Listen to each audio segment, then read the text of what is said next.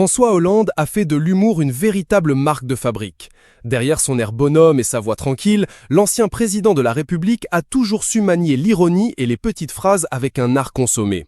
Moqueur sans être méchant, pince sans rire mais jamais gratuit, il n'a jamais raté une occasion de glisser une vanne bien placée, que ce soit en pleine conférence de presse, dans un meeting ou même à l'Assemblée nationale.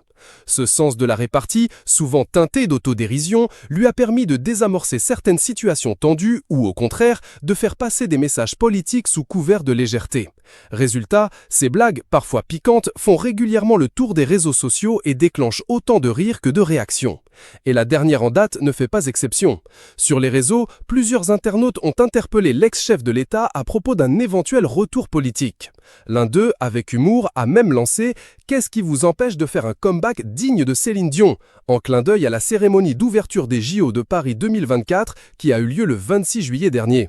Face caméra, François Hollande a saisi la perche avec un trait d'esprit. « Je ne suis pas Céline Dion, je n'ai pas fait de chanson encore aujourd'hui », plaisante-t-il. Il poursuit en évoquant la récente réapparition de la star canadienne. C'est vrai qu'il y a un moment où le silence, celui qu'a peut-être eu pour des raisons que l'on connaît Céline Dion, crée une attente, et à ce moment-là, le retour est d'autant plus fracassant. Une comparaison qu'il nuance aussitôt, précisant ne pas être vraiment silencieux et ajoutant avec fermeté « Je ne suis jamais parti ». Il y a tout juste un an, le nouveau Front populaire créait la surprise en avançant le nom de Lucie Castetz comme potentiel chef du gouvernement. Une annonce inattendue pour l'intéressée, alors âgée de 38 ans et tout juste maman pour la seconde fois, mais aussi un souvenir encore bien vif dans l'esprit de François Hollande.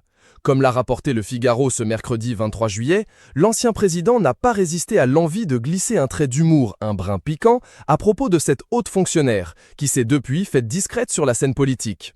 Lors d'un passage récent à l'Assemblée nationale, il a ainsi lancé avec ironie « Puisqu'elle a été une bonne première ministre, elle ferait une bonne présidente de la République ».